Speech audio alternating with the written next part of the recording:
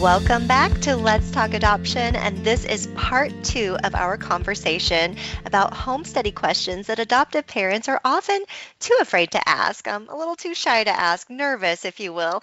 And I am Kim King, and I'm here with Linda Rotz. She is a licensed social worker and has been completing home studies for many families for many years, decades, if you will. And so, Linda, thank you for jumping back in here as we cover the next 5 questions that adoptive families often wonder about but are too shy to ask. So thank you, Linda, for being here with me again. Thank you for inviting me. So, Linda, I know in the first episode I kind of asked you what would a red flag look like? What would give you pause? And you did give us a great example, but I'm sure there are some more examples you can give. What red flags make you pause when you are working with a family on their home study, even if you might not stop and address it in the moment or say anything at the time? So some of the things that we do actually are just observe. A lot of times we won't say anything. We just kind of observe the interactions between the couple. We observe the family dynamic if there are children in the home. We are not there to interrogate. We're there to, observe. And then if we see anything, we'll address it at some point. But, and sometimes, behaviors come out that, you know, kind of gives us a moment to pause, but then they resolve themselves in, another part of the visit or converse. So that's why we don't say a whole lot in the beginning. But the biggest red flag of all is dishonesty. It just is. Discrepancies between what we are told and maybe what is revealed in a background check or a financial document. We do have to interview the partners separately. And, sometimes there's inconsistency in storytelling. So we really look at that as being the biggest indicator of kind of pausing and, it just makes it harder and more difficult to go through the process of trying to approve a family. Mm-hmm. So, Right. and I can think of a lot of, dishonest things that have happened because and a lot of times you can rule it out as I was embarrassed to tell you.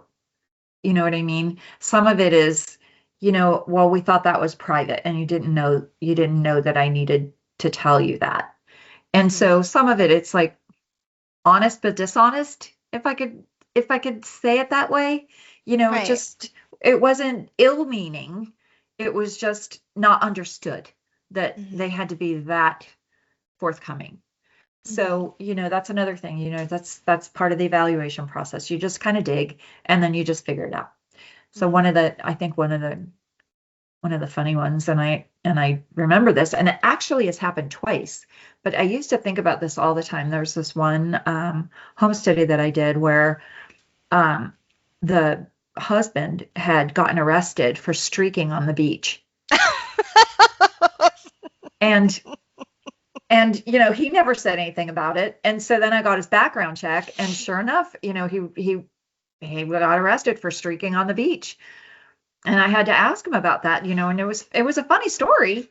And I had to address it in the home study because it was clear on his background check. And we just laughed about that for the longest time. And don't you know, probably about 10 years ago, I had another one, same thing.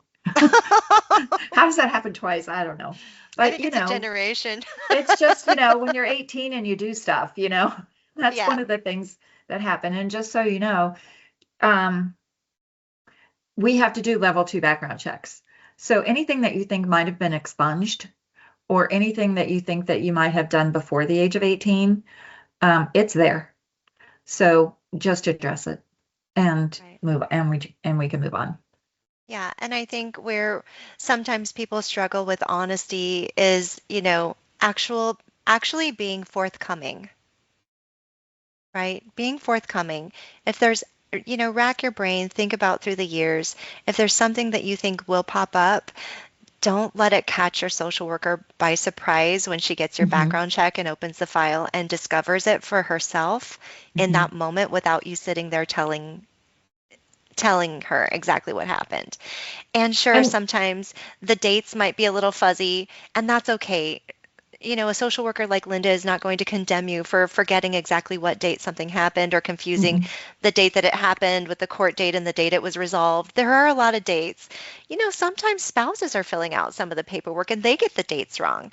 So the social worker is always going to want to get to the bottom of it and have that conversation to get that accuracy. And just don't, you know, be upset with yourself either. Sometimes you truly just don't even think about it. It has been in, you haven't even thought about it in years, so you forgot. Hmm. But like, if you have a question, have you ever been arrested? Like this man truly, you know, didn't even think that that was an issue. Do you know what I mean? Yep, he got Yeah. arrested. Daddy bailed him out, but he just, it didn't even dawn on him that that would be there and that would be an issue. That's an honest Hmm. mistake. But, there are some times where there is deception where, people think that it's not going to show up. And so they don't say anything, or they don't say anything about a health condition that is very serious. Um, you know, we need to know about those things so that we can find ways to make sure that it works, that we can pass your home study. So it's just super important to make sure that all of those things are addressed. Unresolved trauma, emotional grief over, infertility or past losses or mental health conditions that might interfere with parenting. Those are little red flags.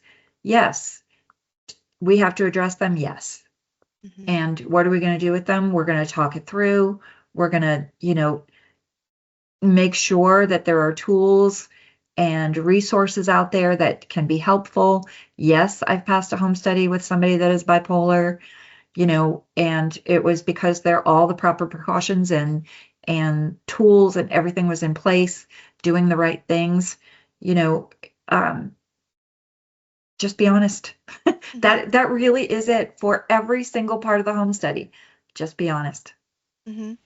And you mentioned loss, and I know for many of our listeners, they've experienced loss, a miscarriage.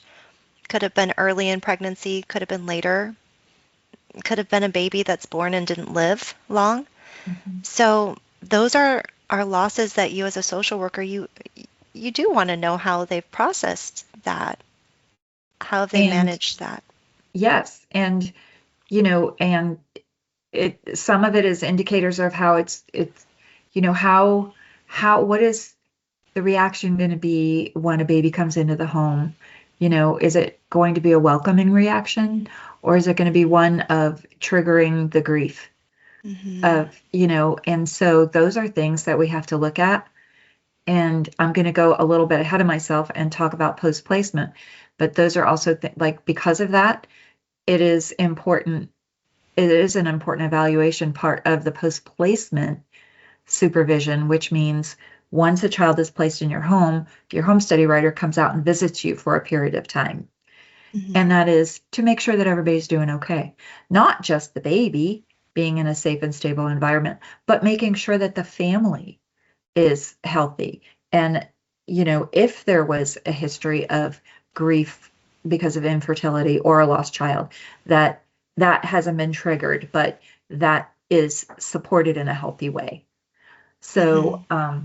So that's super important.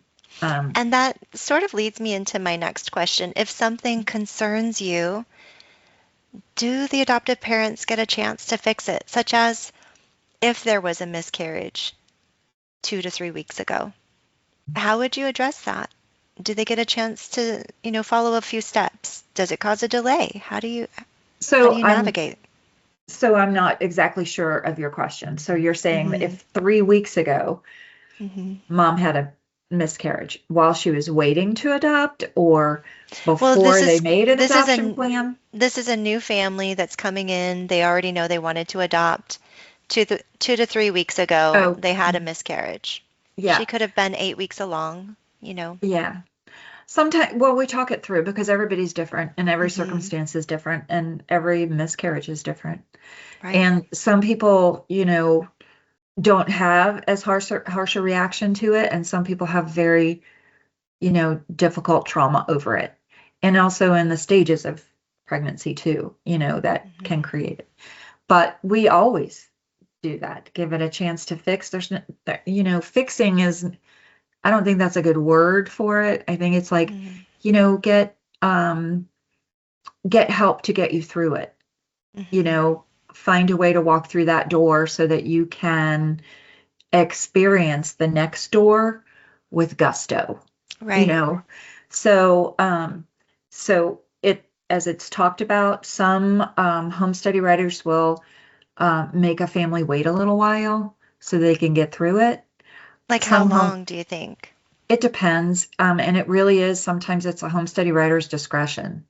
Hmm. So, and I think it is because everybody's different. Yeah. And so I think it's just something that needs to be talked about.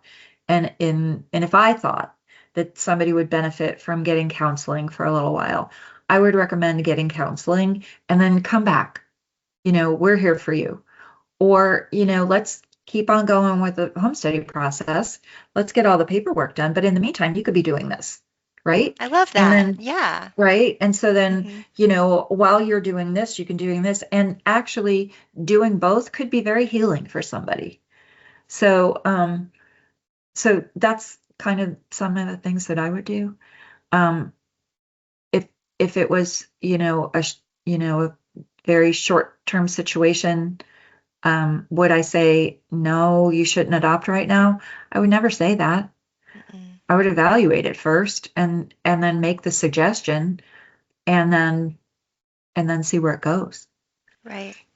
And some things that concern you as a social worker can be very easy to fix. Something Mhm. like the cleaning supplies, how your Mhm. weapons are stored, Mhm. the litter boxes in the living room maybe need to be moved to a spare bathroom or a laundry room, somewhere where the Mhm. child can't access, those litter boxes. And then, we're certainly never saying that going through a miscarriage is something to be fixed, but something to acknowledge and address so that you are more prepared for those moments when you do receive your child through adoption into your arms. And like Linda says, that you have worked through those feelings of your past that are part of what brought you to adoption, but that's not a triggering moment, that you're able to fully be in that moment with this new precious baby that God has brought to you.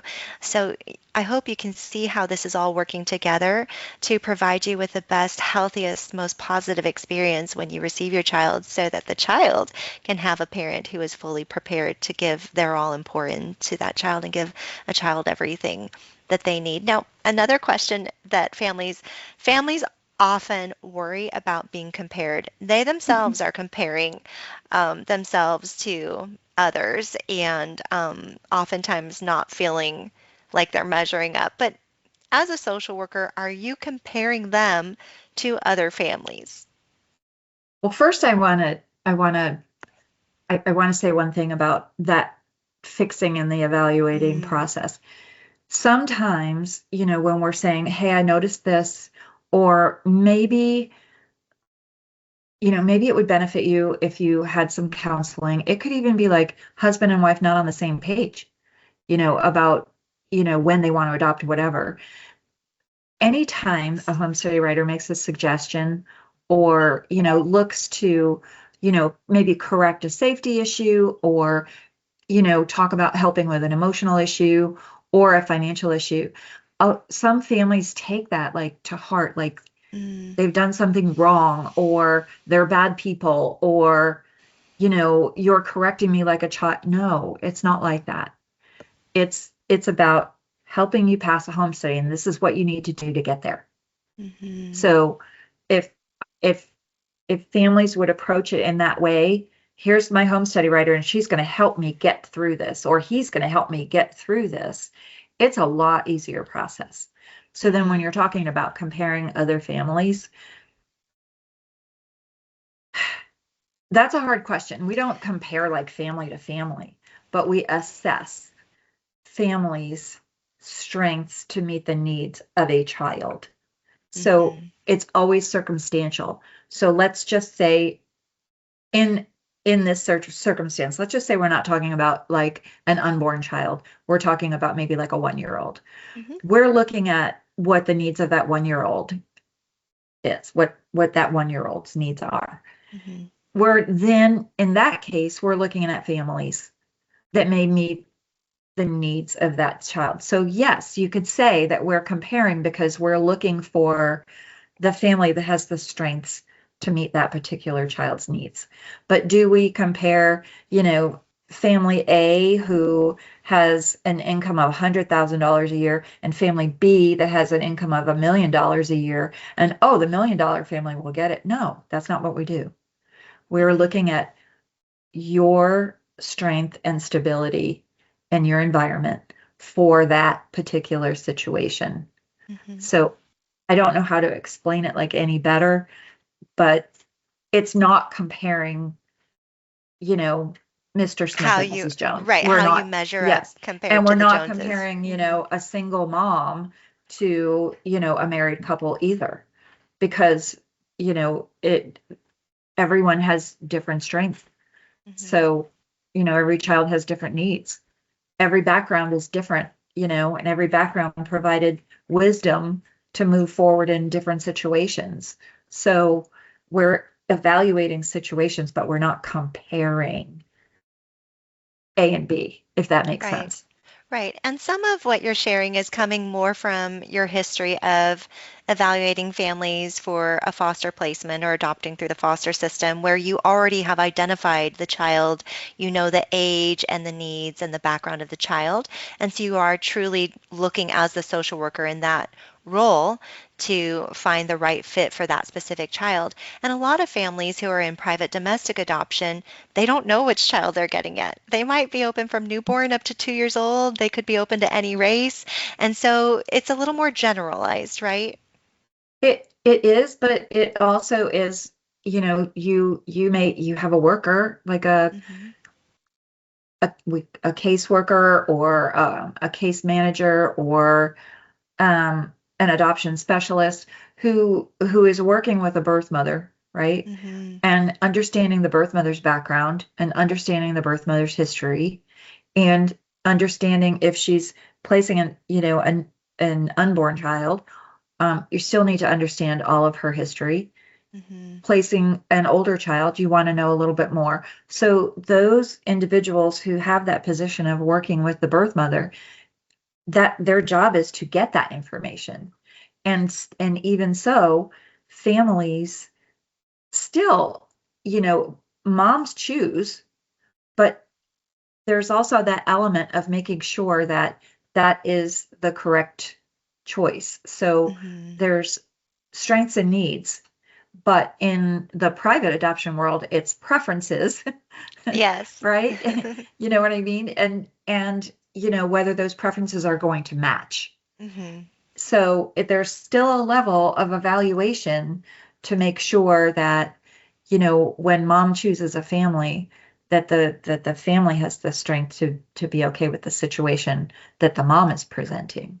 Right. And so and that's one of the most important things that they do is to make sure that it's a good match. And so it is successful, Hmm. Right. For a lifetime. for a lifetime. Yeah. And Linda, a quick question. Families want to know because this is such sensitive information, and it's pretty invasive, right? A lot of times, this is the first and only time a family is ever going to be putting all their cards out on the table, sharing all the facts of their entire life and their beliefs and their parenting views and how their marriage works and how their disagreements work. Um, so how long is this home study report used and who actually reads it? Yeah, that's a good question. So that is sometimes depends on the state. Mm-hmm. So generally speaking, a home study is good for 1 year, and then it has to be renewed. And renewing a home study is kind of reassessing all things that expire, or for example, like a medical. information, financial information, like you may have changed jobs, like, Mhm. so that's the reason why it is, and also for criminal background checks. So every year, those things have to be updated. And so again, most states um, go by the rule of 12 months. There are some states that go a little bit longer, but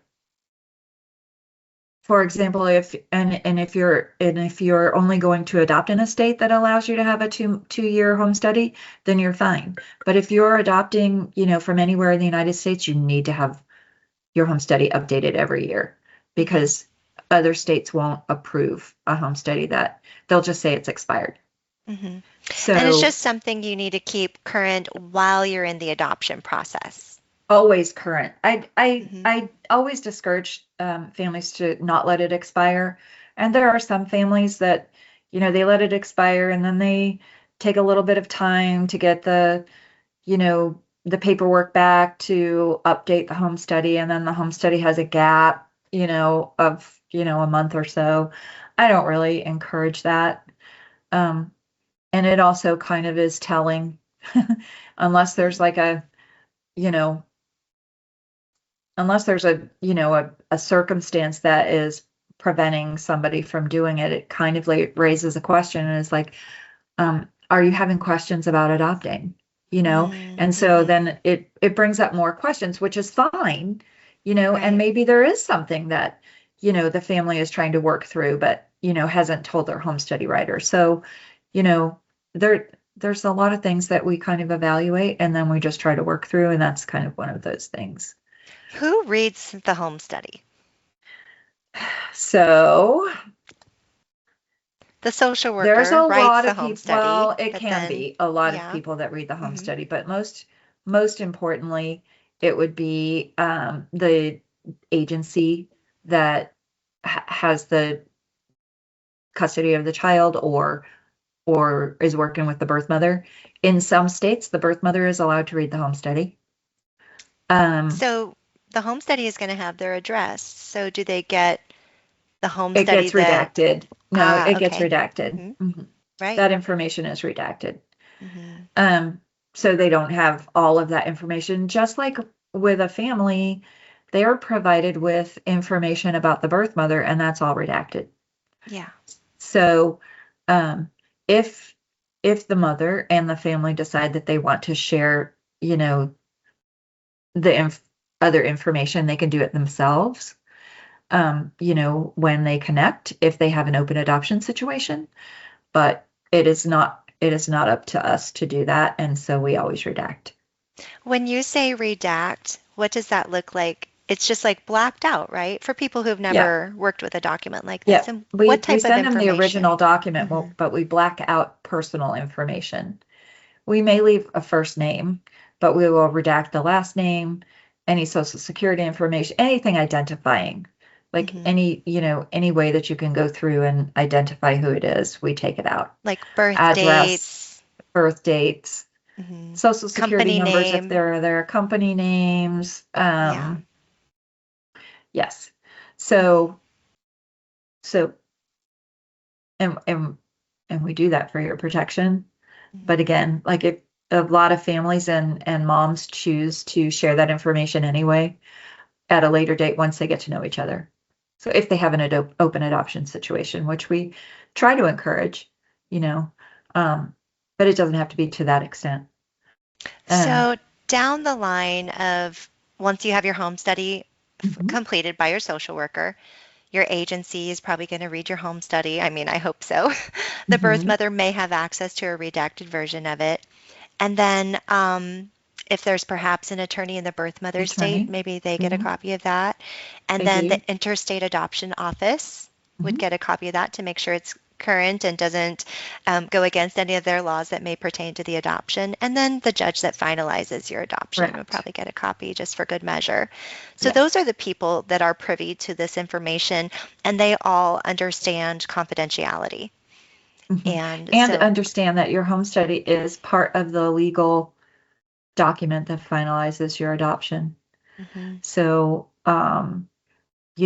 that's part of the court record. Right. So know that it's always going to be there. It's always part of Mhm. the court record is, information about you, your home study, your criminal records, all will be part of that finalization hearing. And it Mhm. will be part of the, sealed documents for your adoption. Mhm. And I think that that may be a sobering fact for some families to know that what they've gone through in their life or choices that they've made that they're not proud of, um, that those are always going to be on the record somewhere. But Linda, I know you have words of encouragement because families have all different stories. You can never be the worst story a social worker has ever come across. Mhm. She has had access to so many experiences that people go through. We're all just human. So, Linda, any words that I know we have one more quick question, but any words of encouragement for families that might feel like my world just stopped knowing I have to talk about all of this and it's going to be on the record forever? But it's on the record. If you, and you'll, most social workers know this, and home study writers know this. If there's something that you're not proud of that has to be put into the home study, it's always put into the home study in a positive way. A home study writer is not going to approve you if they don't think they can. So don't be embarrassed by your past behavior. It is something that you've learned and grown from. And that's how we approach it when we're writing it. Mr. Smith streaked on the beach in St. Petersburg, Florida when he was 18 years old. You know, he was in high school and he was a teenager and they were drinking beers. And it was during the time when the streak song came out and everybody was streaking, and would he do it again now? No, but at the time it was quite fun. And you just kind of like do that. And there's other things too, even like, the person who was an alcoholic. Well, now he's teaching 12 steps, to other, you know, people who are struggling, with addiction. So it's great. And and he might have some good stories to tell. And I would put that in there. Hmm. I would put all of the positives and what he's learned. And a lot of times I ask them to write a narrative about what they've learned and how their life has changed. And those things are read in a positive way. That would be like a judge looking at that going, kudos to you, you Hmm. know? So don't feel embarrassed by your past history when you have something to gain from it in the future. I love that because the history and the lesson and the hardship that you went through, especially on an emotional level, having to confront it now, it becomes a success story. Mhm. Sure does. So, one last question. What do you wish families would do to prepare for the home study, but rarely do? You're going to laugh when I say this because it's a very consistent theme. Honesty and transparency. Mhm. You know, I can't stress that enough.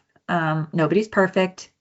If people, think that they want to portray themselves as perfect, that's a red flag. Mhm. It is. So, just be honest with your struggles and your past, your insecurities. Be open. Like if you're struggling with, worrying about like what type of child you're considering or worrying about like the birth mother or whatever, just be open and on. We're there to educate you and help you through that conflict.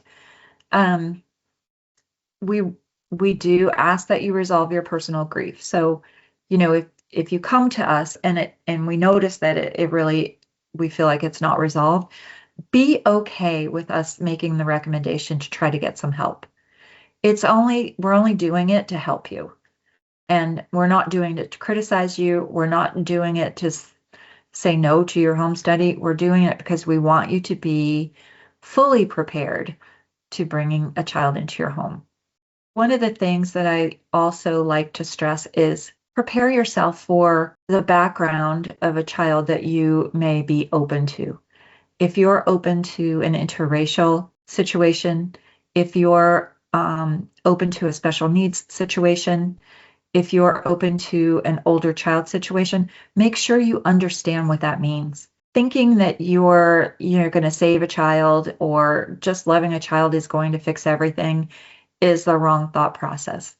The right thought process is I need to understand that If it's an older child, there may be trauma or attachment issues that I need to understand. If it's an interracial situation, I need to understand if I'm being matched with a child that is not of my race. I need to understand that culture so that child understands their culture. So just prepare yourself emotionally for the child's background. Really important. And there's so much information out on the internet that you could, learn from. And your home study writer can direct you into learning different situations, and they also teach. So be open with any of your questions. There's no bad question. There's no question that you should feel embarrassed about. There just isn't. And part of going through the home study is becoming educated. A social worker doesn't expect you to know everything about every race, right, just because you're willing to adopt a child of any race. But she can then point you in the right direction to the training and resources and what the landscape of your life ideally looks like if you're open to certain races, for example. A couple other things. Be timely with your paperwork if you can. Make sure you have a support system. That's really important. It's something that we look at all the time. Who's in your circle? Who are your people? Who can you count on if you need something? Because when we're not there, we want to make sure that there is somebody there. Make sure you establish that support system that understands what you're going through and what you've decided to do and is supportive of what you're doing and will be there for you too. And the last thing I want to say is perfect is not required. Remember that. There's no perfect family. Everybody has stuff. We all have stuff, right? And being perfect is unimportant to all of the home study writers that I've ever spoken to. Perfect is a red flag, actually. So don't over clean. Don't over, do your house. Don't overdo your paperwork. Be who you are, because you're going to be matched with who you need to be matched with. I love that. That is such great encouragement, Linda. Thank you so much for being so generous with your wisdom and encouragement and just your heart for assuring families that you as a social worker, as intimidating as social workers can be, you really have a heart for helping people. It's what brings you to the work that you do. And you, Linda, are in a role where you actually get to help people every day. And some social workers go through years without ever really feeling that. And you are so generous with your patience and your grace and really looking at things in a multidimensional way, not just a black and white way. You see all the nuances in the gray. And I think that's something that's a very important asset in a social worker, because remember, again, they're a partner you're choosing on this path to becoming parents. And I just want to thank you, adoptive parents, prospective adoptive parents, for choosing to invest your time and increasing your education and listening to a webinar like this. So another chalk mark for you. Kudos, brownie points for you in continuing on your path to being the best parents you can be and making the best decisions that you can make. And I hope that these last 2 episodes have been helpful and reassuring. If you have specific questions, please be sure to contact your adoption agency or write to us at letstalkadoption.com. You can contact us at letstalkadoption.com with your comments, suggestions, feedback, show ideas, guest suggestions, anything at all. We would love to hear from you. And be sure to subscribe so that you never miss an episode. And be sure to also check out our playlist on YouTube, where we post the video versions of all our podcasts. We'll talk to you soon.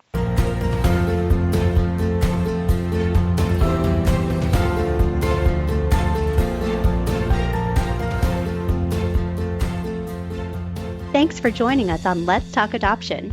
If you'd like to learn more about today's episode, please visit letstalkadoption.com. Be sure to subscribe so you never miss a conversation. Until next time, take care and God bless.